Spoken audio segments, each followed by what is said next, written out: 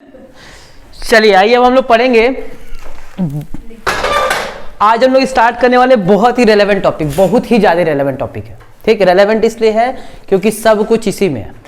ठीक, पहले समझते हैं लिक्विडेशन ऑफ कंपनी का मतलब क्या होता है। यानी कि आज हम डिस्कस करने वाले हैं क्या, लिक्विडेशन ऑफ कंपनी। लिक्विडेशन का मतलब होता है बंद करना, लिक्विडेट करना। ठीक, यानी कि हमने कंपनी स्टार्ट की थी बहुत अरमान से और आज वो दुखद दिन आ गया कि अब मुझे कंपनी क्या करनी पड़ी है, बंद करनी पड़ी है। तो जिस दिन मेरी कंपनी पूरी तरह से बंद हो जाती है उस दिन हम कहते हैं कि मेरी कंपनी डिसॉल्व हो गई, लिक्विडेट हो गई। लिक्विडेट और डिसोल्यूशन एक ही है। ठीक, क्या अंतर है हम बताएंगे। आ रही बात समझ में। ठीक, तो कंपनी जिस दिन हमारा बंद हो जाता है, रजिस्ट्रार अपने बुक्स, रजिस्ट्रार जो आरओसी जो होता है, रजिस्ट्रार ऑफ कंपनी, वो अपने रजिस्टर से वो नाम हटा देता है कि यस ये अब ये कंपनी एग्जिस्टेंस में नहीं है। और उस दिन से हम अपनी कंपनी को क्या मान लेते हैं कि कंपनी डिसॉल्व हो गई या फिर कंपनी लिक्विडेट हो गई। इतनी बात समझ में आई। चलो अब आओ समझते हैं लिक्विडेशन का हिसाब किताब किस तरीके से चलता है। लिक्विडेशन, ठीक है। चलो ये कंपनी है हमारी प्यारी सी। ठीक, ये कंपनी हमारी प्यारी सी, इस कंपनी का नाम ही क्या है, प्यारी सी कंपनी। ठीक, चलो अब इस कंपनी में ये जो बड़ा सा गेट है, अगर हम इस कंपनी में बड़ा सा ताला लगा दें तो क्या कंपनी बंद हो गई? नहीं। ठीक, कंपनी को बंद होने का मतलब ये होता है कि कंपनी की सारे के सारे डेप्ट को आप जब तक क्लियर नहीं करोगे, ठीक, एक भी रुपया बकाया नहीं किसी का बचना चाहिए। जब तक आप अपने सारे डेप्ट क्लियर नहीं कर दोगे और जब तक जो आरओसी रजिस्ट्रार होता है वो एकदम पूरी तरह से आश्वस्त ना हो जाए कि हाँ कंपनी ने अपने सारे काम कर लिए, तब तक मेरी कंपनी जो है वो बंद नहीं होती। कंपनी तब भी मेरी एग्जिस्टेंस में रहती है। ठीक, चाहे भले ही हम कंपनी में ताला क्यों ना बना दे, भले कंपनी में कुछ काम हो रहा है चाहे ना हो रहा है, उससे कोई मतलब नहीं है। जब तक हमारे कंपनी में डेप्ट ना क्लियर हो जाए और जब तक आरओसी यानी कि रजिस्ट्रार ऑफ कंपनी सहमत ना हो जाए, या लिक्विडेटर एक आदमी होता है, जब तक वो पूरी तरह से सहमत ना हो जाए तब तक हम अपनी कंपनी को बंद नहीं मानेंगे। ठीक, तो आज हम लोग पढ़ने वाले हैं क्या, लिक्विडेशन ऑफ कंपनी। यानी कंपनी क्या हो रही है, बंद हो रही है, खत्म हो रही है, डिसॉल्व हो रही है। तो हम एक वर्ड यूज करेंगे डिसॉल्व। क्या यूज करेंगे? डिसॉल्व, यानी या कह सकते हो डिसोल्यूशन। और एक हम लोग वर्ड पढ़ेंगे वाइंडिंग अप। क्या पढ़ेंगे? Winding up. एक क्वेश्चन तो आपको थ्योरी में यही बन जाएगा, 4 नंबर का पूछ सकता है, उसका मन किया तो 15 में पूछ सकता है, 14 में पूछ सकता है, जो उसकी इच्छा। एक क्वेश्चन तो ये बन जाएगा, what is the difference between dissolution and winding up. ठीक, एक क्वेश्चन ये होगा, वाइंडिंग अप का मतलब क्या होता है और डिसोल्यूशन का मतलब क्या होता है। ठीक, इनका रिश्ता वही होता है कि अगर हम प्रभु की भक्ति करते हैं, ठीक, तो प्रभु की भक्ति करना और मोक्ष की प्राप्ति हो जाना। ठीक, यानी कि एक उसका मीडियम है और एक उसका एंड रिजल्ट है। ठीक, उसी तरीके से वाइंडिंग अप क्या है, एक प्रोसेस है जिसके थ्रू प्रोसेस पूरा चलता है। और डिसोल्यूशन का मतलब कि लास्टली हाँ मेरी कंपनी क्या हो गई, बंद हो गई। यानी कि भक्ति मेरा क्या था, एक मार्ग था, और हमको भगवान की प्राप्ति हो गई, यानी कि डिसॉल्व हो गया, काम खत्म। ठीक, तो डिसोल्यूशन आपका एंड रिजल्ट है। यानी कि जब तक मैं कहता हूं कि वाइंडिंग अप हो रहा है, इसका मतलब भी कंपनी बंद अभी प्रोसेस है, चल रहा है। और जिस दिन मैंने बोल दिया यस डिसॉल्व हो गई, डिसोल्यूशन हो गया, मतलब कि कंपनी बंद, अब कंपनी का कोई भी बकाया वकाया है नहीं है। आ रही है बात समझ में। ठीक, वाइंडिंग अप टाइम टेकिंग होता है, 6 महीना, 8 महीना, 5 महीना, 4 महीना, कुछ भी लग सकता है। डिसोल्यूशन एक ही दिन होगा, जब कभी भी जिस दिन कंपनी क्या हो जाएगी, बंद हो जाएगी। क्लियर हो गया, कोई दिक्कत नहीं। अब आओ समझते हैं और मेरे साथ साथ सारे बच्चे पढ़ेंगे, थोड़ा थ्योरी है, पढ़ते हैं। Meaning of winding up of a company. ठीक, winding up is the second method of putting an end to the life of a company. Winding up क्या है, दूसरा तरीका है कंपनी को बंद करने का, यानी कि उसके जीवन को खत्म करने का दूसरा तरीका है। In the words of professor गोवर, ठीक है जो भी है, winding up of a company, liquidation को कह सकते हैं, liquidation is a winding up. Winding up का मतलब लिक्विडेशन है, कि लिक्विडेशन एक प्रोसेस है कि मैं लिक्विडेट कर रहा हूं, और जिस दिन लिक्विडेशन कंप्लीट होगा उस दिन हम क्या कहेंगे कि कंपनी डिसॉल्व हो गई, यानी कि डिसोल्यूशन हो गया। तो वाइंडिंग अप लिक्विडेशन एक है, ठीक। Winding up of company is the process, ध्यान सुनना, क्या है ये? प्रोसेस है, whereby its life is ended and its property administered for the benefit of the creators. किसके लिए होती है बेनिफिट के लिए? क्रिएटर्स, वही तो डेप्ट हो गए, और उनके मेंबर्स, उन्हीं के लिए हम लोग क्या करते हैं? वाइंडिंग अप का प्रोसेस करते हैं, ठीक, उनके बेनिफिट के लिए। अच्छा, अब बाकी की लाइन अभी छोड़ दो, ठीक। नीचे एक तुमको ग्राफ दिख रहा होगा, सॉरी बॉक्स दिख रहा होगा नीचे, ठीक, लिख रहा है difference between winding up and dissolution. तो पहला बोला है कि method, it is a legal process to liquidate the company, यानी कि मुझे क्या करना है? कंपनी को लिक्विडेट करना है। और डिसोल्यूशन बोला है, it means the complete dissolution of the company. Liquidation में एक प्रोसेस होता है जिसके थ्रू हम कंपनी को बंद कर रहे हैं, और डिसोल्यूशन का मतलब कि हाँ मेरी कंपनी क्या हो गई? बंद हो गई। एग्जिस्टेंस ऑफ कंपनी, जल्दी से बताओ किस में एग्जिस्टेंस रहेगा? एग्जिस्टेंस का मतलब क्या होता है? जल्दी बताओ। एग्जिस्टेंस मतलब एग्जिस्ट करना। लिक्विडेशन में एग्जिस्ट करेगा कि नहीं करेगा? जल्दी बोलो। लिक्विडेशन में एग्जिस्ट करेगा या नहीं करेगा? करेगा कंपनी। और डिसोल्यूशन में नहीं करेगा, ठीक। अच्छा, फिर कह रहा है realization of assets and distribution अभी छोड़ दो, लिक्विडिटी अभी ये सब काम छोड़ दो, ये हमको बताना है, ठीक। इतना अभी छोड़ देते, इसके आगे चलते हैं। अब मामला सर ये फंसा कि सर हमको ये तो क्लियर होगा डिसोल्यूशन क्या होता है और वाइंडिंग अप क्या होता है। अब ये प्रोसेस कैसे चलता है, तो प्रोसेस के बारे में समझे, आओ समझते हैं प्रोसेस कैसे चलता है। सब बताएंगे देवी, सब बताएंगे। और आप तो सपना जी ध्यान से पढ़िए, क्योंकि ये तो आपके उसका पार्ट है, लॉ का पार्ट है। तो आप तो और इस पे विचार कीजिए, बाकी जिसको लॉ कर रहा है वो भी ध्यान समझेगा, ठीक। सुनो, जब कंपनी लिक्विडेट होती है तो देखो क्या होता है, बड़ी मजेदार चीज सुनो। कंपनी का जो डायरेक्टर होगा, कंपनी दो तरीके से लिक्विडेट होती है, एक होती है वॉलंटरी, क्या होती है? वॉलंटरी होती है, और एक होती है कोर्ट के द्वारा। वॉलंटरी का मतलब होता है स्वैच्छिक, अपनी इच्छा से, ठीक। यानी कि हम कंपनी खोले थे और अब हमको लगता है कि यार अब हम जिस काम के लिए खोले थे कंपनी हो गया, अब मुझे कंपनी क्या करना चाहिए? बंद करना चाहिए। या एक कंपनी बंद करके हम दूसरा कंपनी खोलना चाहते हैं, तो ये कंपनी बंद करके दूसरा कंपनी खोल दिए, ठीक। तो वो क्या हो गई? वॉलंटरी, अपनी इच्छा से। कोर्ट के द्वारा कब होता है? जब तुम ऐसा काम कर रहे हो, या तो गड़बड़ काम कर रहे हो, या तुम्हारा मैनेजमेंट कुछ गड़बड़ काम कर रहा है, या तुम्हारा कई साल का बकाया है, ड्यू पेमेंट नहीं कर रहे हो, गवर्नमेंट का टैक्स नहीं भर रहे हो, कुछ भी कारण हो सकता है कि अब कोर्ट ऑर्डर देती है कि अब एक काम करो बेटा, अपना ये झोला झमेटा सब समेटो, ठीक, क्योंकि अब तुमको क्या करना है? बंद करना है। तो कोर्ट ने उसको ऑर्डर दे दिया कि अब कंपनी क्या करो? बंद करो। कई सारे कारण अभी हम बताएं, उस किसी भी कारण से क्या कर सकता है कि कंपनी अपनी बंद करो, ठीक। चलो उसमें एक कारण हम बताएं, मान लो बहुत साल से लॉस कमा रही कंपनी, बंद करना पड़ गया। या ये हो सकता है ड्यूज बहुत सारे कई साल के थे जो अभी पे नहीं कर पा रहा है, तो कोर्ट ने बोला कि अभी काम करो, कंपनी बंद करो। अब देखो क्या होता है, जो कंपनी के डायरेक्टर होंगे, कंपनी क्या होंगे? डायरेक्टर होंगे। ध्यान से मेरी बात सुनना, कंपनी के डायरेक्टर बहुत ऊंचे लोग होते हैं, ठीक, लेकिन इस वाली चीज में क्या हो जाएंगे? नीचे वाले लोग हो जाएंगे, ठीक।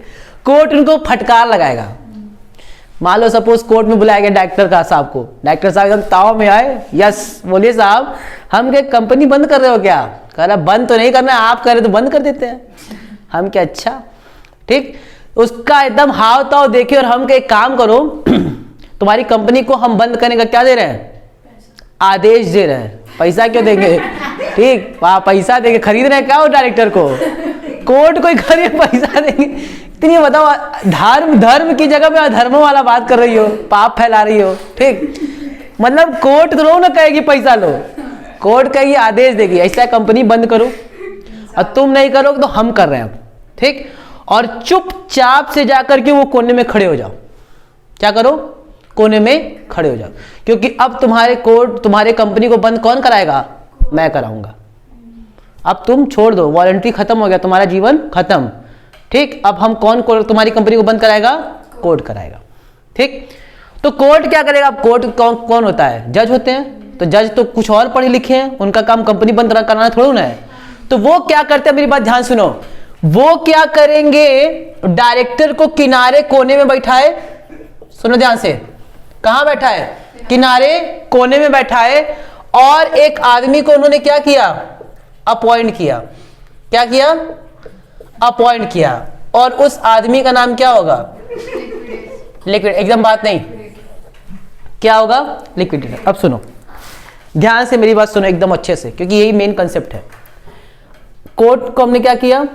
कोर्ट ने उस आदमी को बोला कि जाके किनारे खड़े हो जाओ, और किनारे क्या हो गया? खड़ा हो गया। ठीक, अब कोर्ट का काम नहीं होता है लिक्विडेट कराना, तो वो किसको अपॉइंट करता है? लिक्विडेटर कौन होता है? पढ़ा लिखा आदमी, जिसका काम ही क्या है? बंद करवाने का। उसका काम ही क्या है? बंद कर। उसको और कुछ आता ही नहीं है, ना पढ़ा लिखा गवार है, वो कुछ नहीं जानता है, खाली उसको क्या आता है? कंपनी बंद करना। वो उसी में क्या है? एक्सपर्ट है। लिक्विडेटर कोई इंसान होता है? बिल्कुल, लिक्विडेटर की आपको लिक्विडेटर की पोस्ट आती है, ऑफिशियल पोस्ट, गैजेट में पोस्ट आती है, उसको सैलरी मिलती है। यस, गवर्नमेंट लिक्विडेटर भी आते हैं। लिक्विडेटर की सैलरी होती है, लिक्विडेटर का एग्जाम होता है, लिक्विडेटर को अपॉइंटमेंट होता है, इंटरव्यू होता है। कंपनी बंद कराने में। यस, कंपनी बंद करने में क्या है? अरे अभी आएंगे, गुड, वेरी गुड। अच्छा, कोसेंगे, आप हम इस पर भी चर्चा करेंगे। अच्छा पॉइंट क्यों करते हैं? किसको अपॉइंट किया जाएगा? और लिक्विडेटर को कहते हैं कि आज से, ध्यान से मेरी बात सुनो, आज से डायरेक्टर के पास जितनी भी पावर थी, अब वो किसके पास है? अब सोचो डायरेक्टर की पावर क्या क्या होती है, सोचो। कंपनी का डायरेक्टर क्या होता है? सबसे बड़ा आदमी होता है, और सबसे बड़े आदमी का पावर हम किसको देने जा रहे हैं? और तुम कहो लिक्विडेटर छोटा मोटा आदमी होता है, सोच लो, लिक्विडेटर क्या होता है? बहुत बड़ा आदमी होता है। आगे बात समझ में? हम डायरेक्टर की पावर किसको दे रहे हैं? लिक्विडेटर को दे रहे हैं। इतनी कहानी समझ में आ रही है? ठीक, डायरेक्टर को बोले चुपचाप से तुम्हारे सामने हम कंपनी तुम्हारी बंद करेंगे, तुम देखोगे, और तुम्हारे कंपनी को बंद करने का काम कौन करेगा? लिक्विडेटर करेगा। लिक्विडेटर को हायर कौन करता है? लिक्विडेटर को मैंने बोला अपॉइंट किया जा सकता है। अपॉइंट होता है, गवर्नमेंट के भी लिक्विडेटर आते हैं। कभी कभी अगर गवर्नमेंट के लिक्विडेटर नहीं होते हैं तो गवर्नमेंट हायर करती है, गवर्नमेंट कह रहे हैं तुम्हारे कोर्ट हायर करती है, या कंपनी से बोलते कि तुम हायर करो। ठीक, कुछ भी हो सकता है। ठीक, अगर अपने खुद से कंपनी को बंद करना हो तो भी लिक्विडेटर अपॉइंट कर सकते हो, अपने खुद से कर सकते हो, अपने खुद के किसी को लिक्विडेटर बना दो। कंपनी में से भी कर सकते हैं। कंपनी के ही खुद लोग लिक्विडेटर बन सकते हैं, उसमें क्या दिक्कत है? ठीक, यहां लेकिन अभी हम कोर्ट की बात कर रहे हैं। कोर्ट में ही सारी पंचायत है, वॉलंटरी में कोई दिक्कत नहीं है। अब कोर्ट ने डायरेक्टर किनारे बैठा हुआ किसको अपॉइंट किया? लिक्विडेटर को। और लिक्विडेटर का काम क्या होता है? जिस दिन से कंपनी ने रिजोल्यूशन पास कर दिया, किस केस में? वॉलंटरी केस में। और जिस दिन ने कोर्ट ने ऑर्डर दे दिया कि अब क्या करो? लिक्विडेट करो, तो उस दिन से लिक्विडेटर का काम शुरू हो जाएगा। दोनों में डिफरेंस समझ में आया? जब मैं खुद बंद कर रहा हूंगा तो मैं क्या पास करूंगा? मीटिंग में, वॉलंटरी केस में क्या होगा? मीटिंग बैठाएंगे, और मीटिंग में हम क्या पास करेंगे? रिजोल्यूशन, कि अब चलो अब काम समेटो, और हम वहां से रिजोल्यूशन पास करके काम खत्म, वहां से लिक्विडेटर को क्या कर देंगे? अपॉइंट कर देंगे, और लिक्विडेटर काम शुरू हो जाएगा।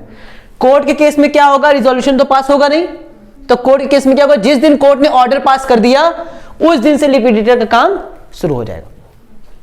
इतनी बात समझ में आ रही है? बस मोटा मोटी हमको समझना है, बहुत डीप में नहीं जाना है। इतनी बात समझ में आई? ठीक, लिक्विडेटर का काम शुरू हो गया। अब लिक्विडेटर का काम क्या होता है? What is the function of liquidator? तो लिक्विडेटर सबसे पहले आपके सारे असेट्स को रियलाइज कराएगा। क्या कराएगा? सारे असेट्स को रियलाइज कराएगा। रियलाइज कराने का मतलब बेचेगा। सोचो डायरेक्टर के सामने उसके एसेट्स को क्या करेगा? बेचेगा। ठीक, कहेगा लैंड प्लांट बिल्डिंग नीलामी होगी, कौन खरीदेगा तो उसको बेच देगा। ठीक, प्लांट मशीनरी बेच देगा। ठीक, एसेट बेच देगा। सारा कंपनी का जितना भी एसेट है, land plant building machine debtor fitter, सब क्या करेगा? बेच देगा और रियलाइज कराएगा। ठीक, इन्वेंट्री स्टॉक जो भी रहा होगा उसको बेचेगा और क्या करेगा? पैसा लेगा। ठीक, कैश तो पहले से कंपनी के पास होगा, और कैश तो पहले से ही रियलाइज होता है, तो कैश को भी ले लेगा। तो सबसे पहले वो क्या बनाएगा? एक गुल्लक बनाएगा, और इस गुल्लक में पैसा इकट्ठा करेगा। कहां कहां से पैसा मेरे पास आ सकता है? ठीक, और वहां से पैसा इकट्ठा करने की कोशिश करेगा। तो सर कैश उसके पास पहले से होगा, कैश ले लिया, सारा एसेट्स को बेच देगा, आ जाएगा। ठीक, और कहां कहां से पैसा आ सकता है सोचो, और कहां कहां से पैसा आ सकता है? एसेट को बेच के पैसा आ सकता है, ठीक, बता दिए। कैश ऑलरेडी होगा, और कहां से पैसा आ सकता है? ट्रेड रिसीवेबल तो एसेट हो गया, सर गुडविल भी तो ऐसे गुडविल तो ऐसे बोलते रहे एसेट को बेच करके, हम तो कहीं एसेट बेच दिए, कैश है, और कहां से पैसा आएगा? और कहीं से पैसा नहीं ना आएगा। ठीक है, अब सुनो ध्यान से, हम लोग पढ़े शेयर्स, इक्विटी शेयर्स, उसमें पढ़ते थे 10 रुपए का शेयर है, 8 रुपया पेडअप है, 2 रुपया ही बचा है, कॉल ही नहीं किए हैं। तो ये जो 2 रुपया कॉल नहीं करते जानते हो किस दिन के लिए? इसी अच्छे दिन के लिए। ठीक, 10 रुपया का शेयर था, 8 रुपया मंगवाए थे, 2 रुपया का जानबूझ के मंगवाई भी नहीं किए। क्यों नहीं मंगवाए? इसी दिन के लिए। इसी दिन के लिए कि जब मेरी कंपनी बंद होगा तो क्या मेरे कंपनी का शेयर कोई खरीदेगा? नहीं। तो शेयर तो उसमें बिकेगा नहीं, अब पैसा कहां से आएगा? तो हम 8 रुपया उनसे मंगवाते हैं, 2 रुपया या 3 रुपया छोड़ देते हैं। कब मंगवाएंगे? At the time of finding out. तो जितने बचे हुए पैसे थे उनको मंगवाना शुरू करेंगे। और ये ध्यान से मेरी बात सुनो, ये उनकी लायबिलिटी बनती है, किसकी? शेयर होल्डर की। पढ़े होगे तुम लोग, हाँ सर। लायबिलिटी बनती है कहां तक कि भैया जो नहीं दिए हमको देना पड़ेगा। सर जो पैसा दे देगा तो उसको डिविडेंड मिलेगा? बिल्कुल मिलेगा, डिविडेंड में सब उसको उतने का अधिकार हो जाएगा। तो हम ये कह रहे हैं कि जो 2 रुपया नहीं मंगवाएंगे हम उसको मंगवाना शुरू करेंगे। तो इक्विटी वालों को बोलेंगे पैसा दो, प्रेफरेंस वालों को बोलेंगे पैसा दो। तो जो अनपेड अमाउंट होगा वो क्या करेंगे? मंगवाएंगे। जो अनपेड अमाउंट होगा वो मंगवा देंगे, जो कॉल सील एरियर होगा मंगवा लेंगे। आ रही बात समझ में? ठीक, और जो कॉल सील एरियर नहीं देगा उसके शेयर को फॉरफिट कर लेंगे। मतलब तुम्हारे तो दोनों हाथ में लड्डू है, दिया तो पैसा मिल गया, और नहीं मिला तो 2 बार रिक्वेस्ट करेंगे दे दो दे दो, नहीं दिए तो चलो तुम्हारा फॉरफिटे कर देंगे, काम खत्म। तो तुम पहले पैसा दियोगे तो तुम्हारा गया। तो तुम लोग कहते भैया कुछ मिल जाए, ठीक, तो 2 रुपया दे करके 10 रुपया का फायदा लो, या 2 रुपया ना दे करके 8 रुपया का नुकसान लो।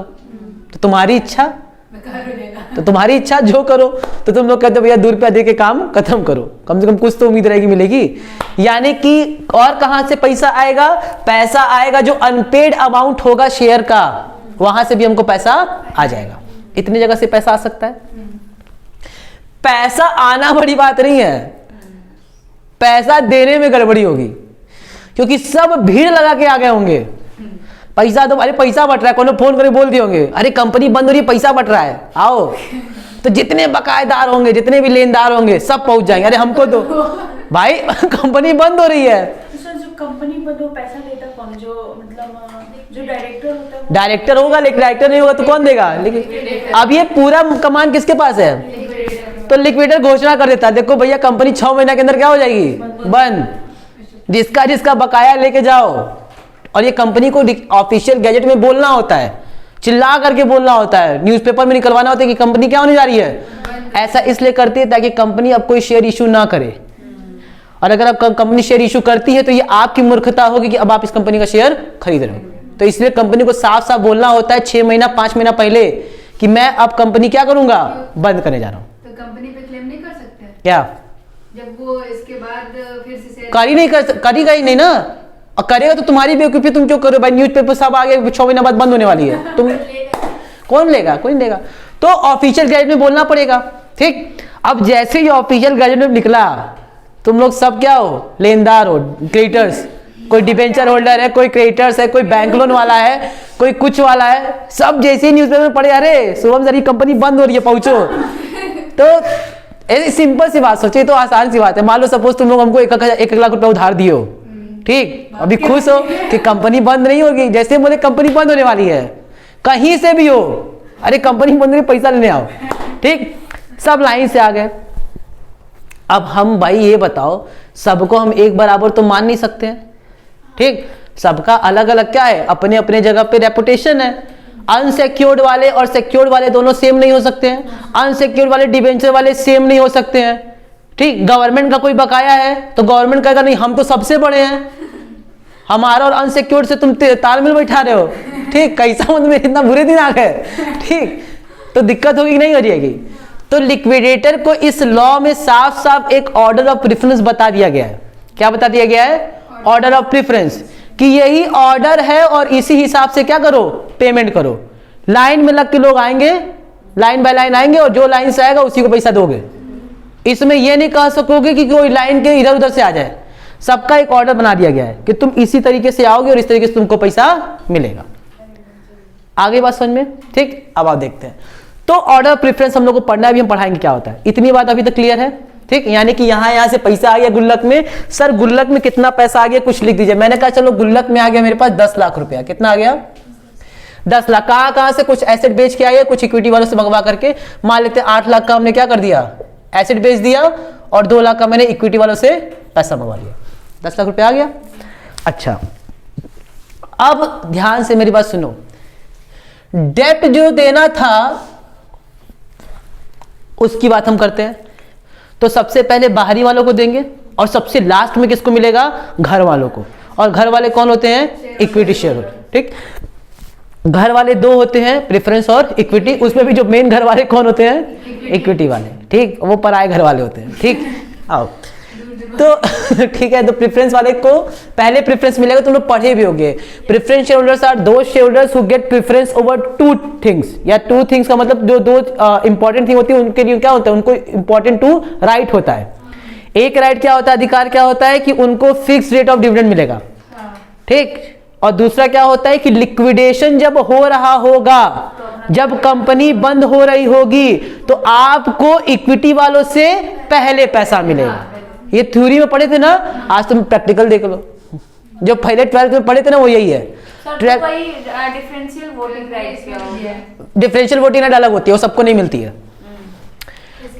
बस 2 ही इंपॉर्टेंट है, एक फिक्स रेट ऑफ डिविडेंड और दूसरा क्या मिलेगा, लिक्विडेशन जब हो रहा होगा। तो अब हम क्या पढ़ रहे हैं, लिक्विडेशन जब हो रहा होगा तो इक्विटी वालों से पहले किसका पेमेंट होगा, प्रेफरेंस वालों का, ठीक। अच्छा, इसका मतलब कि सर ऑर्डर ऑफ प्रेफरेंस पढ़ लें। तो ऑर्डर ऑफ प्रेफरेंस में सबसे पहला नंबर देखो किसका है, ध्यान सुनो।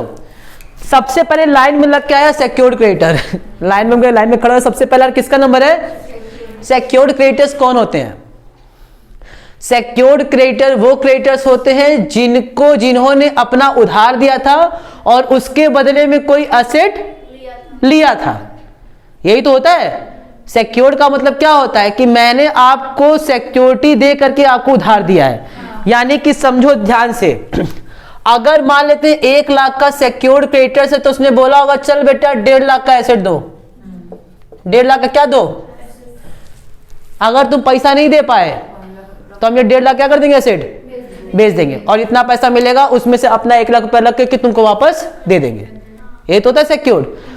अब यहां पे न्यूज़पेपर में छपा तो बताओ सिक्योर्ड वाला क्या कहेगा, वो सिक्योर्ड वाला कहेगा हम दौड़ के आईबे नहीं करेंगे, दौड़ के आईबे नहीं करेगा। हम फोन करके बुलाएंगे अरे सिक्योर्ड वाले आओ, कहेगा हम क्यों आए, हम क्यों आए भाई साहब, मेरे पास तो तुम्हारा एसेट है, हम ये एसेट बेच रहे हैं और जो पैसा मिलेगा वो ले लेंगे और तुमको जो बचेगा वो हम लाइन में लगने, इतने बड़े आदमी होकर हम लाइन में लगेंगे भाग, ठीक।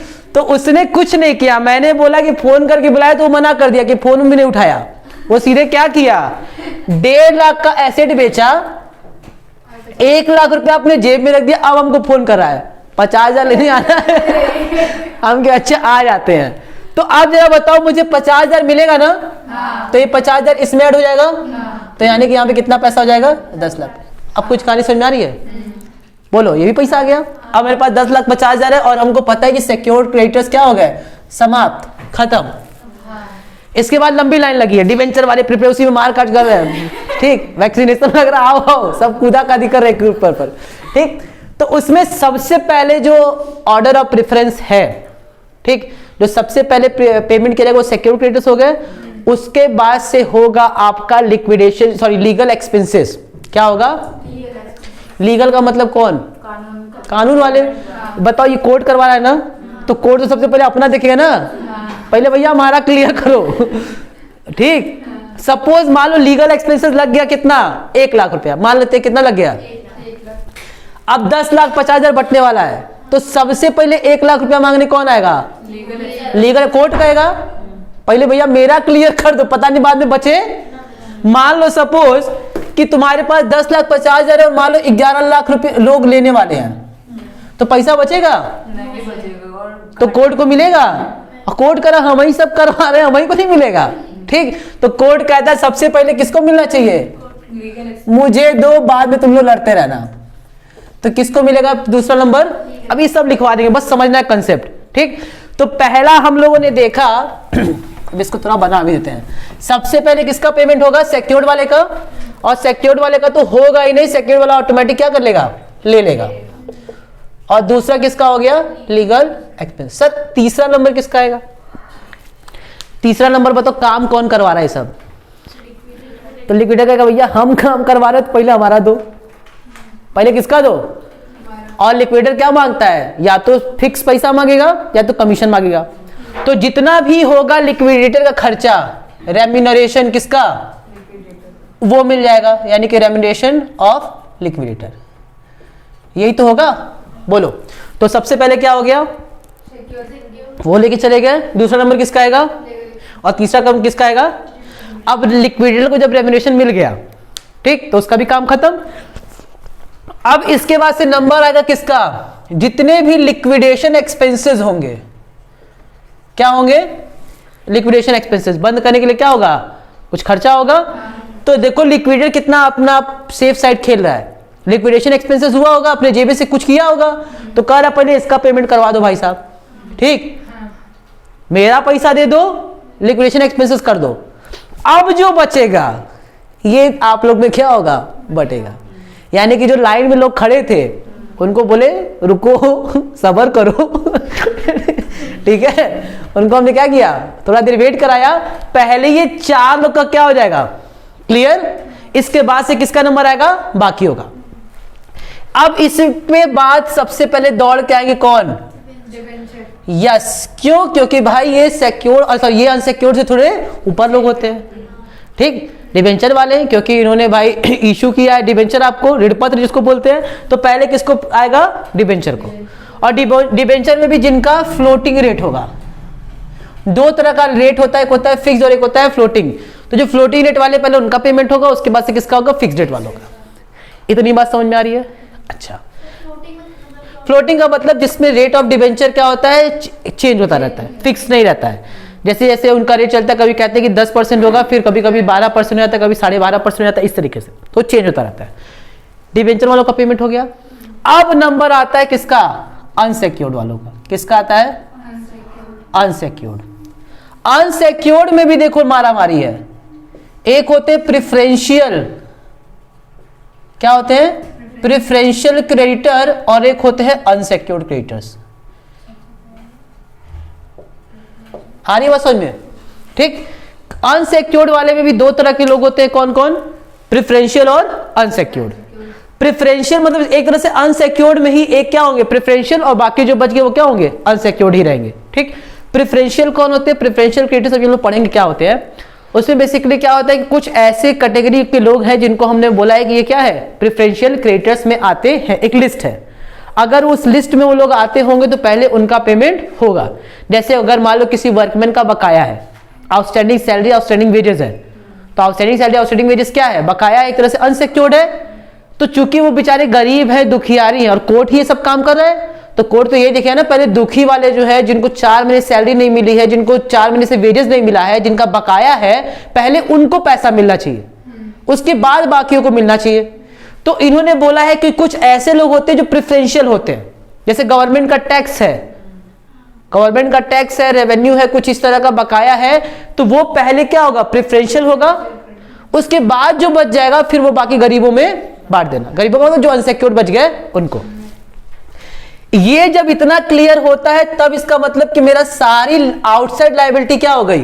पे हो गई। जो बैंक लोन होते हैं वो अनसिक्योर्ड क्रेडिटर्स में आते हैं। बैंक लोन देखो डिपेंड करता है, वो सिक्योर्ड भी हो सकता है, अनसिक्योर्ड भी हो सकता है। ठीक, बैंक लोन ने अगर कोई चीज सिक्योरिटी रखी है, एसेट आपका, बैंक लोन नॉर्मली क्या होता है? सिक्योर्ड ही होता है। नॉर्मली क्या होता है? सिक्योर्ड ही होता है। तो इसमें चला गया। अगर वो अनसिक्योर्ड मतलब तुम्हारे घर का बैंक था तो कौन दिक्कत है? तो यहाँ पे अनसिक्योर्ड। ठीक, इतनी बात समझ में आई? अच्छा, अब सुनो ध्यान से। इतना देने के बाद से बाहरी वालों को पेमेंट करी, तो अब किसकी पेमेंट होगा? घर वालों का। और घर में भी किसका नंबर आएगा? प्रेफरेंस वालों का, और उसके बाद से किसका आएगा, इक्विटी। अगर बच गया तो 90%, क्या हमको लगता है 95% ऐसे क्वेश्चंस होंगे, और 95 नहीं, हमको लगता है 100% ऐसे क्वेश्चन होंगे जहां पे इक्विटी वालों को पूरा पैसा नहीं मिलेगा। 95% या 90% ऐसे क्वेश्चंस होंगे जिसमें इक्विटी वालों को पूरा पैसा नहीं मिल पाएगा। इतनी बात समझ में आई?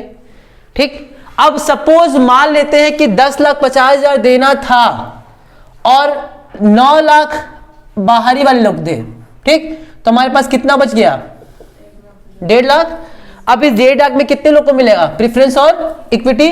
मान लेते हैं प्रेफरेंस थे हमारे 1 लाख के, तो इक्विटी वालों को सिर्फ कितना मिलेगा। अब मान लेते हैं कि total number of share holder थे हमारे पास 30,000 शेयर होल्डर थे 3 लाख के, ठीक है। तो इसका मतलब कि 50,000 जो होगा वो 30,000 से क्या हो जाएगा, डिवाइड। 30,000 लोग हैं तो 50,000 30,000 से डिवाइड होगा। एक काम करते इसको 50 को 25 कर दे ताकि और आसान हो, ठीक। तो 25,000 से क्या कर देंगे, डिवाइड, यानी कि एक शेयर पे कितना रुपया मिलेगा, 2 रुपया। तो जिसके बाद जितना शेयर होगा उतना बताओ। अब तुम लोग लास्ट में मान लो शेयर होल्डर बच गए, तो तुमने बोला मेरे पास 100 शेयर है, तुम बोली मेरे पास 200 शेयर है, तुमने बोला मेरे पास 500 शेयर है, तो जिसके पास जितना शेयर होगा उसको 2 से क्या कर देंगे, मल्टीप्लाई, क्योंकि एक शेयर पे कितना निकल के आया, 2 रुपया। तो इक्विटी वाले सब बराबर है, तो सबको 2-2 रुपए के हिसाब से मिल जाए। खत्म हो गया चैप्टर, चैप्टर खत्म। मतलब कि सर इसमें करना क्या है हमको, इसमें कुछ नहीं करना है। इसमें क्वेश्चन आएगा तो सबसे पहले आपको बोलेगा कि क्या बनाओ, सर आप बनाओ लिक्विडेटर का स्टेटमेंट। ये देखो ये लिक्विडेटर काम कर रहा है ना, ये सारा काम कौन कर रहा है, तो लिक्विडेटर अपना क्या बनाएगा, स्टेटमेंट ऑफ, या लिक्विडेटर्स अकाउंट, या स्टेटमेंट ऑफ अकाउंट, या अफेयर्स जिसको बोल सकते हैं, ठीक। ये कौन बनाएगा, लिक्विडेटर। लिक्विडेटर पहले बताया कहां से पैसा आ रहा है, तो इसको लिख देंगे डेबिट साइड में, और जहां जहां पैसा जा रहा है उसको कहां लिख देंगे, इसमें जर्नल एंट्री नहीं करना है। नो एंट्री, ना जर्नल एंट्री ना बैलेंस शीट। चलिए तब बहुत पहला बहुत चैप्टर इजी चैप्टर है। बैलेंस शीट नहीं बनाना है, क्यों, क्योंकि कंपनी बंद हो रही है, तो जब बंद हो गई तो कुछ होगा ही नहीं, तो कहाँ बैलेंस होगा, ठीक। लेजर अकाउंट बनेगा, और सिर्फ कितना लेजर अकाउंट बनेगा, एक, क्या बनेगा, एक, और वो बनेगा आपका लिक्विडेटर का स्टेटमेंट ऑफ अफेयर्स अकाउंट। काम खत्म, ठीक। स्टेटमेंट ऑफ अफेयर पढ़ लेंगे और हमारा काम खत्म। कोई समस्या यहां तक, नो सर, पक्का। चलो अब हम लोग थोड़ा पढ़ते हैं, ठीक। चलो देखो देखो देखो, अब हम ऊपर वाली लाइन जो छोड़े थे ना, मिल ही नहीं रहा है, वो आपका दूसरा बुक है। कैसे नहीं मिल रहा है, नहीं मिल रहा, आपका दूसरा बुक है ना।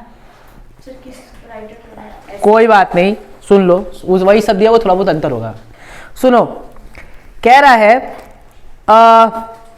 एन एडमिनिस्ट्रेटर, क्या होता है एन, ये चौथी लाइन पढ़े, तीसरी line, an administrator called a liquidator, यानी कि एक एडमिनिस्ट्रेटर को हम अपॉइंट करते हैं, इसको क्या बोलते हैं, लिक्विडेटर बोलते हैं, ठीक।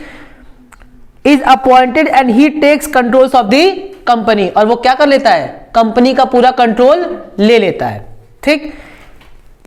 कलेक्ट्स इट्स एसेट, सारे एसेट को क्या करता है, कलेक्ट करता है, और पेज इट्स डेप्ट्स, और सारे डेप्ट का क्या करता है, पेमेंट। मान लो गोले कहीं लिखा है चाहे नहीं लिखा, छोड़ दो, बस मेरी बात सुने तो आसान है।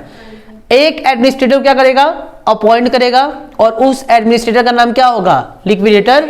वो लिक्विडेटर क्या करेगा, कलेक्ट करेगा एसेट्स को, और पे करेगा डेप्ट्स को, और अपने मेंबर्स को। कितना आसान है, ठीक। And finally distribute any surplus among the members in accordance with their right. Winding up of a company differs from the insolvency of an individual in as much as a company cannot be made insolvent under the insolvency law. Moreover, a perfectly solvent company may be wound up. अब सुनो क्या कह रहा है कि insolvency और winding up में difference होता है। इंसॉल्वेंसी का मतलब क्या होता है, मैं अपने डेप्ट का पेमेंट नहीं कर पा रहा हूं, दिवालिया हो जाना। मैं अपने ठीक, मैं अपने डेप्ट का पेमेंट नहीं कर पा रहा हूं, क्या करके, एसेट्स को बेच करके भी मैं अपने डेप्ट्स का पेमेंट नहीं कर पा रहा हूं। इसका मतलब कि मेरे एसेट्स की रिलायंस वैल्यू कम है मेरे डेप्ट से, तो हम क्या हो गए, इंसॉल्वेंट हो गए। और उस केस में मेरी कंपनी क्या हो जाएगी, बंद। एक चीज, और इस केस को हम लोग क्या बोलते हैं, इंसॉल्वेंसी। लेकिन जरूरी नहीं है कि मेरी कंपनी हमेशा इंसॉल्वेंट हो तभी बंद हो, कभी कभी मेरी कंपनी इंसॉल्वेंट नहीं भी होती है तो भी बंद हो जाती है, या तो वॉलंटरी हो गई, अपनी इच्छा से बंद कर दिए, ठीक। तो इंसॉल्वेंसी और डिसोल्यूशन में क्या होता है, वाइंडिंग अप में अंतर होता है। वाइंडिंग अप का सीधा सा मतलब है कंपनी को बंद करने का एक प्रोसेस। अब वो इंसॉल्वेंसी के थ्रू भी हो सकता है और बिना इंसॉल्वेंसी की भी हो सकता है, ठीक। जो हम लोग पढ़ेंगे bank करप्सी code, insolvency and bank करप्सी code, जिसके बारे में हम लोग जिक्र किए थे, वो तब लगेगा जब कंपनी क्या हो जाएगी, इंसॉल्वेंट। क्या घोषित होगी, तो बैंक करप्सी एंड इंसॉल्वेंसी कोड कब लगेगा, सिर्फ और सिर्फ तभी लगेगा जब क्वेश्चन में क्या लिखा होगा, दिस फलाना company become insolvent. Second year में जो पढ़े थे वहां, वही बैंक करप्सी है सर, वही फर्स्ट ईयर में है। बैंक करप्सी इंसॉल्वेंसी एक ही होता है, बैंक करप्सी इंग्लैंड में कहते हैं, इंसॉल्वेंसी इंडिया में कहते हैं, बस यही अंतर है और कुछ अंतर नहीं है। इतनी बात समझ में आई। तो बैंक करप्सी कोड कोई हवा नहीं है जो अभी हम लोग पढ़ेंगे, वो वही चीज है, लेकिन बस क्या होगा जब क्वेश्चन में बोलेगा कि वो इंसॉल्वेंट हो गया तब वहां पे बैंक करप्सी कोड का नियम लगेगा, और अगर वो इंसॉल्वेंट नहीं होता, नॉर्मल कोर्स ऑफ एक्शन होता है, तो वहां पे हम लोग जो नॉर्मल लिक्विडेशन पढ़ते हैं वही लिक्विडेशन हो जाएगा। कहानी खत्म। अब हम लोग डिफरेंस शायद पढ़ चुके थे, पहला दूसरा, तीसरा वाला में एक बार डिफरेंस पढ़ते हैं, realisation of assets and distribution. तो assets are realised through liquidated and proceeds are distributed as per law. जब हम वाइंडिंग अप कर रहे होंगे तो उस केस में एसेट्स को क्या कराएंगे, रियलाइज कराएंगे, और पेमेंट का, डेब्ट का पेमेंट करेंगे, ये होगा।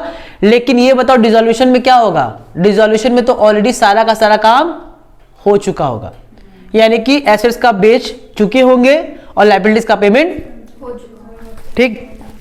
लिक्विडेटर इसमें मैनेज करता है लिक्विडेटर, उसमें जब कंपनी बंद हो गई, कंपनी डिसॉल्व हो गई, तो अब लिक्विडेटर का कोई काम रहेगा, तो लिक्विडेटर भी क्या हो जाएगा, डिसॉल्व हो जाएगा। यानी कि वाइंडिंग अप के समय लिक्विडेटर रहता है, लेकिन डिसॉल्यूशन के समय लिक्विडेटर नहीं रहता, ठीक। और लास्ट बोला है काइंड, टू टाइप काइंड होता है, वॉलंटरी होता है और बाय ट्रिब्यूनल। ट्रिब्यूनल का मतलब वही कोर्ट, कोर्ट मतलब क्या होता है, ट्रिब्यूनल एक ही होता है। देखो कोर्ट क्या होता है, कोर्ट तुम लोग पढ़े हो, supreme court, high court, district court. पढ़ा है ट्रिब्यूनल अगेंस्ट में किसी के लाया जाता है, किसी के अगेंस्ट लाया जाता है। ट्रिब्यूनल का मतलब ही होता है क्या, सुनो, out of court settlement. Court के पास इतना फालतू समय नहीं कि सबका पंचायत लेके बैठेगा, ऑलरेडी मियाँ बीवी का झगड़ा कोर्ट में चल ही रहा है, तो अब कंपनी का मैटर बताओ, इतना छोटा मैटर, मियाँ बीवी का झगड़ा ज्यादा इंपॉर्टेंट है, ठीक। ऐसा कुछ नहीं है, उसमें क्या होता है, रोज ही कंपनी में कुछ ना कुछ विवाद होता रहता है, रोज ही कुछ ना कुछ सब लड़ाई झगड़ा करते रहते हैं, ठीक। अब कोर्ट के पास और भी बहुत सारे काम है, जैसे आधार का कुछ केस चल रहा है, किसानों का आंदोलन चल रहा है, उसका कुछ केस चल रहा है, तो ये सब बड़ी बड़ी चीजें। अब दो केस नहीं, वो सब सुप्रीम कोर्ट में नहीं चलता है, ठीक। अब वो सब बड़े बड़े केस हैं, अब वो छोड़कर अगर दो लोग का झगड़ा सुलझाए कि नहीं, वर्कमैन बोले कि नहीं हमारा पैसा नहीं दिया कंपनी, हम केस कर दिए, ठीक। छोटा मोटा झगड़ा कोई चल रहा है, उसको कंपनी लेके चली गई कहाँ, कोर्ट में, तो कोर्ट कहता है कि बेटा तुम्हारे लिए एक जगह बनाए हैं, जिसका नाम क्या है, ट्रिब्यूनल। ट्रिब्यूनल में मेरे ही जैसे पढ़े लिखे लोग रहेंगे, ठीक, मेरे ही जैसे जज रहेंगे, मेरे ही जैसे कोर्ट के लोग रहेंगे, मेरे ही जैसे वहां पे मेंबर कमेटी बनेगी।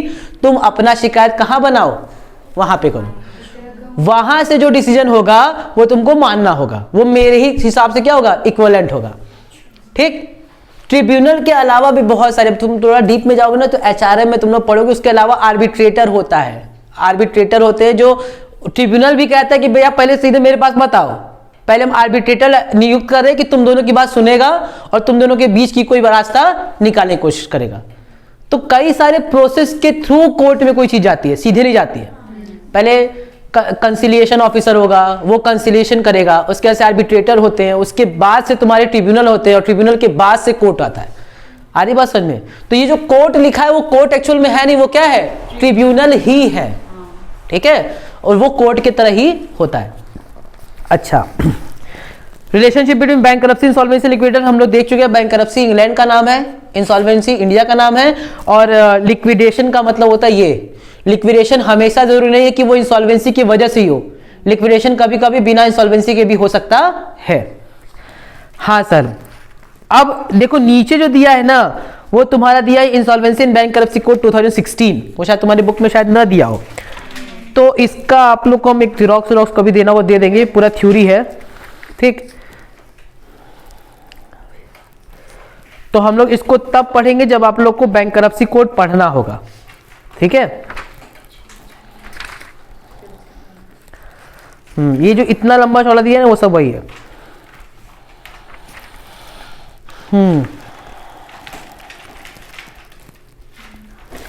सारे बच्चे आएंगे तुम्हारे यहाँ, देखो 3-4 पन्ने के बाद से लिखा होगा amounts realized by the liquidator, या लिक्विडेटर स्टेटमेंट ऑफ अकाउंट कहीं दिख रहा है, दिखा हुआ लिक्विडेटर स्टेटमेंट ऑफ अकाउंट, खोजो कहीं। लिक्विडेटर स्टेटमेंट ऑफ अकाउंट दिख गया, उसी में कहीं नीचे लिखा है realization of asset.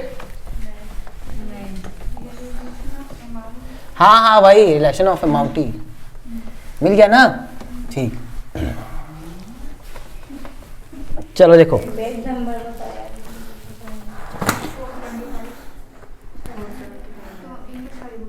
Amount realized by the liquidator, ये लिखा होगा लिक्विडेटर स्टेटमेंट ऑफ अकाउंट होगा, उसके नीचे लिखा होगा amount realized by the liquidator, है ना। अब सुनो ध्यान से, पेज नंबर उसको बता दो जी। 2-3 पेज आगे देखो, क्योंकि वो भी जुड़ गए हैं इसमें, 16 वाला पहले हो। चलो देख लेना, क्वेश्चन नहीं, क्वेश्चन से पहले है, पहले देखो, ठीक है। चलो मेरी बात सुन लो, हम पढ़ दे रहे हैं। पहला बोला है following amounts are realized by the liquidator, कौन कौन से अमाउंट लिक्विडेटर से रियलाइज होगा। पहला, to realise amount from the debtors of the company, पहले वो किससे पैसे निकलवाएगा, डेटर से, कि चलो बेटा पैसा दो। And from the cell proceed of the assets of the asset, और किसको बेचेगा, एसेट्स को बेच करके जो पैसा होगा उससे, यानी कि डेटर से पैसा मांगेगा, चलो बेटा पैसा निकालो, और दूसरा किससे मांगेगा, एसेट्स को बेच करके, ठीक। एसेट्स को बेचने में एक बात और बताते हैं, नॉर्मली क्या होता है, लिक्विडेटर ही एसेट बेचता है, लेकिन अगर लिक्विडेटर जब बेच रहा था तब तक पीछे से खड़ा होकर डायरेक्टर क्या बोल दिया, अरे हम उससे अच्छा एसेट बेच देंगे, तो हम क्या कहेंगे, अच्छा तुम ही बेच दो, लिक्विडेटर बनाएंगे नहीं, उसको कहेंगे कि तुम एसेट्स बेच दो, लिक्विडेटर नहीं बनोगे, हाँ तुम अपने हिसाब से एसेट्स बेच के दिखा दो, ठीक। तो आप अगर ज्यादा में बेचेगा तो उसी से बोल दो, ठीक।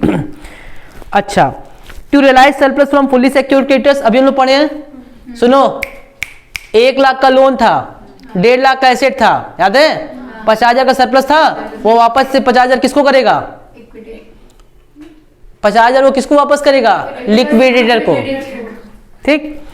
To make cost on the contributories, contributories का मतलब कौन होते हैं, प्रेफरेंस शेयर होल्डर और इक्विटी शेयर होल्डर्स, इक्विटी और शेयर होल्डर प्रेफरेंस वालों को कहेगा चलो बेटा पैसा दो, ठीक। And to realise amount from them, payment किसको होगा, जल्दी से बताओ, सबसे पहला नंबर किसका आएगा, सिक्योर्ड क्रेडिटर्स का, तो सबसे पहले लिखेंगे payment to fully secured creditors.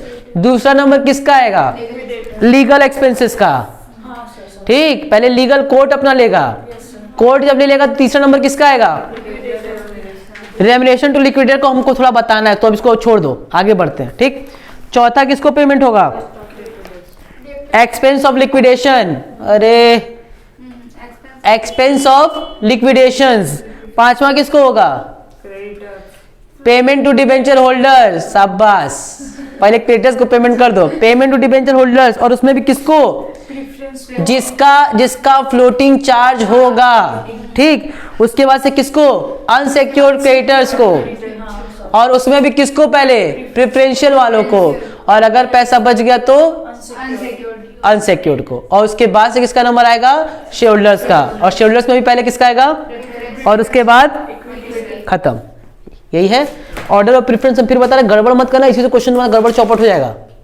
यही चौपट जो तुम लोग करोगे क्वेश्चन को बचाने के लिए कर रहे हैं, क्या एक बार लिख दीजिएगा, लिखे थे फिर बता रहे हैं, एकदम रट लो, उसको दिमाग में बैठा लो। पहले किसको होगा, सिक्योर्ड को, फिर किसको होगा, लीगल एक्सपेंसेस कोर्ट वाला, फिर किसको होगा, लिक्विडेटर को रेम्युनरेशन मिलेगा क्योंकि वो अपना देखेगा, फिर लिक्विडेशन के एक्सपेंसेस को, फिर डिबेंचर होल्डर्स को, फिर अनसिक्योर्ड क्रेडिटर्स को, उसमें भी पहले किसको, प्रेफरेंशियल को, और फिर किसको होगा, अनसिक्योर्ड, और फिर शेयर होल्डर्स को, और शेयर होल्डर्स में किसको, प्रेफरेंस को, फिर इक्विटी। कितना आसान है, ठीक। सर आप लिख ही दीजिए, हम कहे ठीक है। सुनो, पहला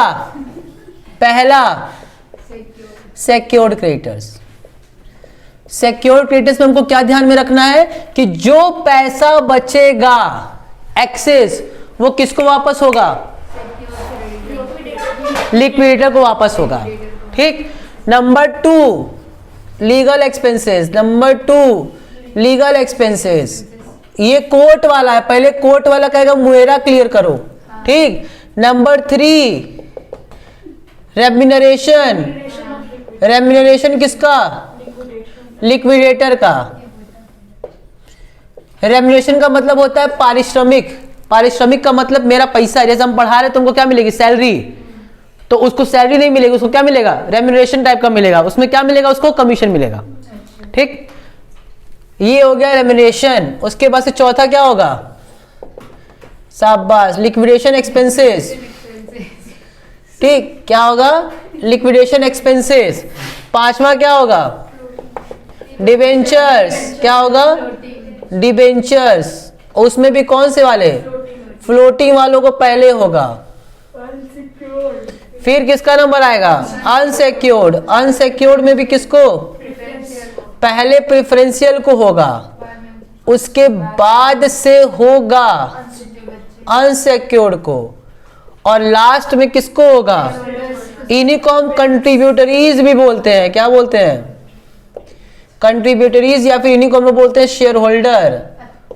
और शेयर होल्डर में कौन कौन होते हैं, 2 होते हैं, प्रेफरेंस होते हैं, और पहले किसको पेमेंट होगा, बस याद कर लो।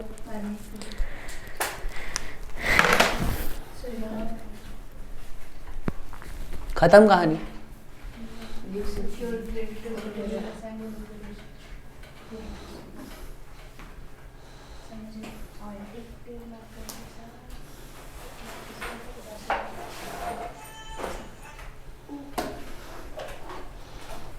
हो गया।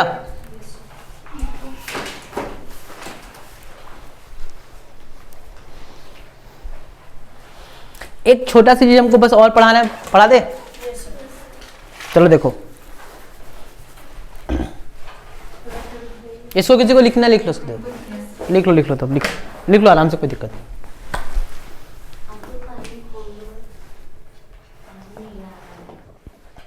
Calculation of remuneration to liquidator लिख दो।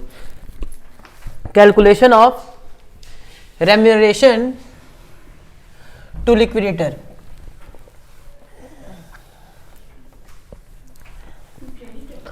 Right, to liquidator. Calculation of commission to liquidator. Remuneration, remuneration लिखो, कमीशन लिखो, कुछ भी लिखो, सही। तो रेम्यूनरेशन, रेम्यूनरेशन की बात कर ले। सुनो, सबसे पहले रेम्यूनरेशन उसको मिलता है फिक्स्ड। क्या बोलेगा, तो अगर फिक्स्ड दिया होगा तो फिक्स्ड ले लेना। ठीक, जैसे कि 1000, 2000, 5000 जो दे दिया, क्या हम उसको 5000 रुपया कमीशन देते हैं, तो 5000 रुपया कमीशन दे देना। ठीक। दूसरा ये हो सकता है, कह सकता है क्वेश्चन में, परसेंटेज ऑन असेट रियलाइज्ड। क्या हो सकता है, परसेंटेज ऑन जितना। अच्छा बताओ, लिक्विडेटर काम ही क्या कर रहा है, असेट को रियलाइज कराने का। इक्विटी वालों को तो हमको पता ही था बुलवाना है, तो उसमें कोई मेहनत नहीं है, वो तो कोई बुलवा देगा। मेहनत किस में कर रहे हो तुम, तो जो एसेट रियलाइज करो उसका पैसा ले लो हमसे। ठीक, तो जितना परसेंटेज बोलेगा उतना परसेंट किस पे, एसेट रियलाइज पे। और हमको पता है नॉर्मली कैश को तो तुम रियलाइज कराते नहीं हो, कैश ऑलरेडी रियलाइज फॉर्म में है, तो उसका कमीशन हटा देना। यानी कि एसेट रियलाइज के केस में कैश को क्या कर देना, हटा देना। और जो सिक्योर्ड क्रेडिटर्स है उसका भी, अरे पास तो सिक्योर्ड वाला है, वो तो बेच कर, वो तो खुद ही बेचा, तुम कहां बेचे, हरी बात समझ में, उसको भी हटा देंगे। माइनस नहीं मतलब उनको नहीं लेंगे, तो कैश भी नहीं लेंगे, और जो सिक्योर्ड वाला होगा, क्यों नहीं ले रहे, क्योंकि वो तो भैया तुम मेहनत कर ही नहीं रहे हो। मेहनत कौन कर रहा है, सिक्योर्ड वाला कर रहा है। मेहनत कौन कर रहा है कैश में, तुमको कुछ करना ही नहीं है, कैश ऑलरेडी रियलाइज में है। ठीक, तो बाकी जो ऐसे रियलाइज करेगा उसका उसको क्या मिल जाएगा, परसेंटेज। नंबर 3, और क्या मेहनत करता है सर, और मेहनत करता है ना कि वो क्रेडिटर्स का पेमेंट करता है, क्रेडिटर्स का पेमेंट करता है। तो कहता है कि मुझे जितना मैंने क्रेडिटर्स का पेमेंट किए उसका पैसा दो, और क्रेडिटर्स में भी किसका पेमेंट, अनसिक्योर्ड वालों का। सिक्योर्ड वालों का पेमेंट करना नहीं है, डिबेंचर वालों का पेमेंट करना नहीं है, डिबेंचर वाले आके ले जाएंगे। अनसिक्योर्ड वाले ही हैं जिनके माथा पच्ची दिक्कत होगी, तो जितना अनसिक्योर्ड क्रेडिटर्स का पेमेंट होगा उसका भी उसको क्या मिल जाएगा, परसेंटेज। ठीक है। अब इसमें दो बातें हो सकती है। कितनी बातें हो सकती है? दो। सर दो बातें कौन कौन सी होगी? इसमें पहली बातें ये हो सकती हैं कि मेरे पास सफिशिएंट पैसा है। क्या है? सफिशिएंट अमाउंट है। और दूसरे में क्या है? Insufficient amount. सर ये सफिशिएंट अमाउंट और इनसफिशिएंट अमाउंट क्या होता है? सफिशिएंट का मतलब पर्याप्त, पर्याप्त है, और यहां पे क्या है? अपर्याप्त।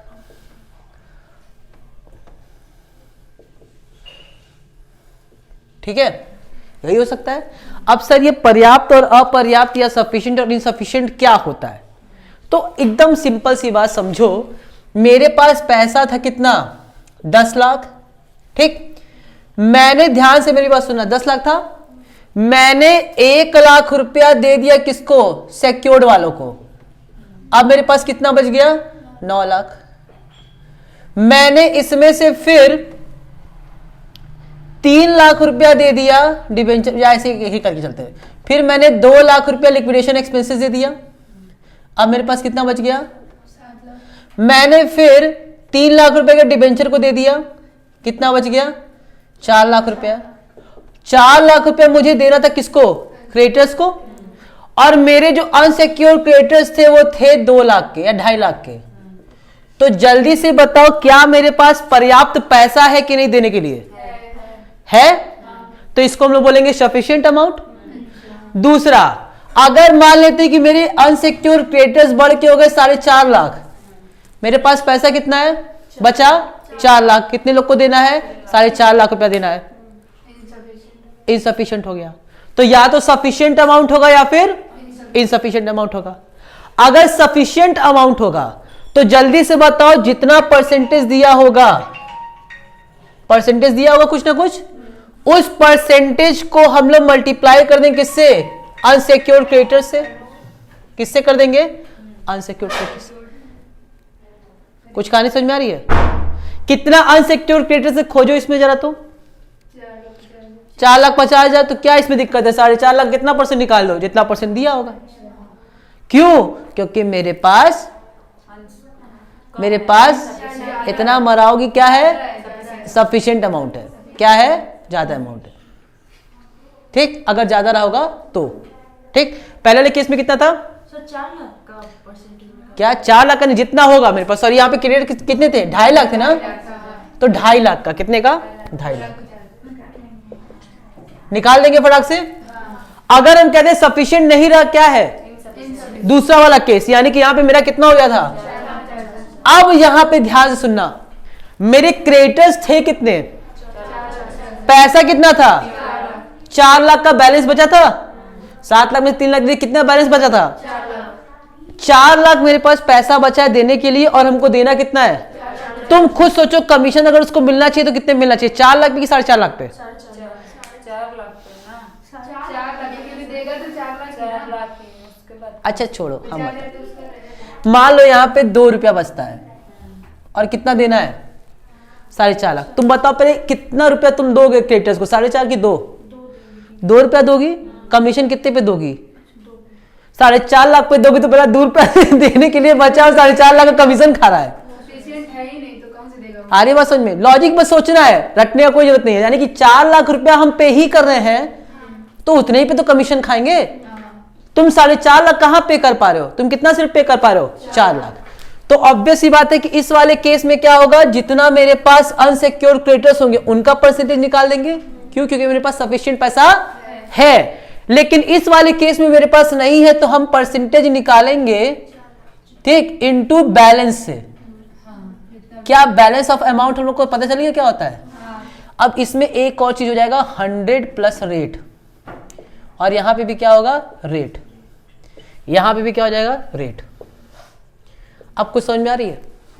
बस क्लियर हो गया? सर एक एग्जांपल दे दिए, मैंने कहा चलो यहां पे मान लेते एग्जांपल के तौर पे 3% हमारा क्या है? रेट है। 3% कितना है रेट। तो जल्दी से बात, तो मान लो हमने एसेट रियलाइज कराया था कितने का, 10 लाख का, जल्दी पता 10 लाख का, मार खाओगे गधो, कितने का, मेरी बातों पे ध्यान दिया करो एक एक चीज पे। 10 लाख का ऐसे रियलाइज नहीं हुआ है, 1 लाख क्या थे, सिक्योर्ड वाले थे, उस पे कमीशन, यानी कितना बचा, हाँ अब सही पकड़े हो, ठीक। 9 लाख का मान लेते कितना परसेंट, 3%, तो 9 लाख का 3% दे दिए, काम खत्म। जल्दी से बताओ, अगर हम इस वाले केस की बात करें तो इस वाले केस में जब मेरे पास सफिशिएंट अमाउंट होगा तो कितने मिलेगा, 2.5 लाख पे, क्योंकि सफिशिएंट तो कितना था, 2.5 लाख था, पहला वाला केस याद रखो, ठीक। तो 2.5 लाख का कितना परसेंट निकाल देंगे, 3%, यानी कि इंटू 3/100 सिर्फ। लेकिन अगर दूसरे वाले केस की बात करें जब हमको कितना पे करना था, तो उस केस में मेरे पास कितना बैलेंस था, तो हम यहां पे यूज करेंगे 3 × 4 लाख, तो इसको एक्चुअली में लिखते हैं 3/103 इंटू 4 लाख। ये सिर्फ और सिर्फ पंचायत किसके लिए हो रही है, बस किसके लिए हो रही है, यानी कि वो जो हम अभी 7 प्रेफरेंस ऑर्डर बताए थे ना, उस 7 में ये सिर्फ किसके लिए पंचायत हो रही थी, एक के लिए, बाकी चीजें आपको एकदम हूबहू दे देगा, बाकी के लिए हमको परेशान होने की जरूरत नहीं है।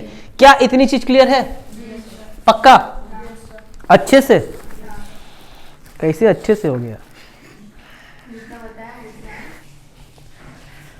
ठीक है, ठीक है, बस बस ठीक। अब सुनो सुनो सुनो, लास्ट चीज, जल्दी से बताओ, हम लोगों ने अभी देखा है कि जब भी हम लोग पेमेंट करेंगे तो बैलेंस हमेशा कम रहेगा ना, बोलो, इक्विटी वालों को पेमेंट भी होगा ना, और प्रेफरेंस वालों को भी।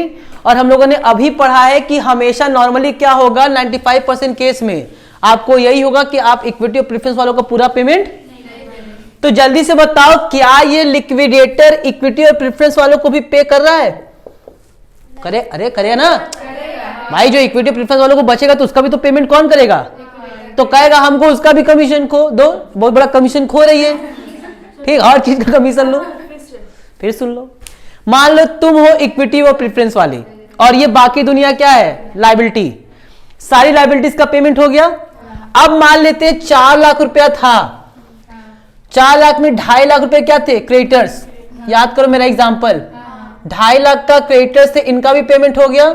अब मेरे पास कितना है, ये हमेशा हमेशा हमेशा इनसफिशिएंट ही होगा, मैक्सिमम केस में, हमेशा नहीं होगा, मैक्सिमम क्या होगा, इनसफिशिएंट ही होगा। क्यों, क्योंकि बाहरी वालों को तो पैसा ही देने के बाद हम लोग को बचेगा ही नहीं, क्योंकि नॉर्मली क्या होगा, हर केस में मेरी लायबिलिटीज ज्यादा होंगी और मेरे पास एसेट्स कम होंगे, इनसफिशिएंट होना ही होना है मैक्सिमम केस में। तो अगर वो कह रहा है कि नहीं हमको इसका भी कमीशन दो, किसका कमीशन दो, इसका भी कमीशन दो, तो ऑब्वियस सी बात है कि इसमें तो उसको कभी भी पूरा मिलेगा ही नहीं, उसमें हमेशा क्या होगा, इनसफिशिएंट ही होगा। और इनसफिशिएंट में फॉर्मूला क्या होता है, रेट इनटू, और इस केस में बैलेंस अमाउंट जल्दी बता कितना है, 1,50,000 बस, इंटू 3/103। रेट साफ साफ देगा, रेट नहीं जूम कैसे कर लेंगे हम, ठीक, खत्म हो गया, यही था आसान सा, ठीक। जल्दी से बताओ, हम लोगों ने पढ़ लिया क्या, पहला हम लोगों ने पढ़ा कि सिक्योर क्रेडिटर्स, क्वेश्चन में साफ साफ बोलेगा, रेम्यूनरेशन निकालना सीख लिए, लीगल एक्सपेंसेस साफ साफ बोलेगा, लिक्विडेशन एक्सपेंसेस साफ साफ बोलेगा, डिबेंचर का अमाउंट दे ही देगा, अनसिक्योर्ड में बस हमको देखने को कौन से प्रेफरेंशियल और कौन से अनसिक्योर्ड है, केवल ये छांटने में हमको जो टाइम लगेगा, प्रेफरेंस और इक्विटी वालों को पता ही है लास्ट में बचेगा, ठीक। तो इसको जब हम अकाउंट बनाएंगे तो कोई ज्यादा समस्या नहीं होगी, क्लियर। इसका न्यूमेरिकल जो पोर्शन हम लोग करेंगे कल से, या कल से क्या परसों से, ठीक है। तो बाकी तुम लोग लगा लेना, इसको छापना, इसको छाप लो, ठीक है।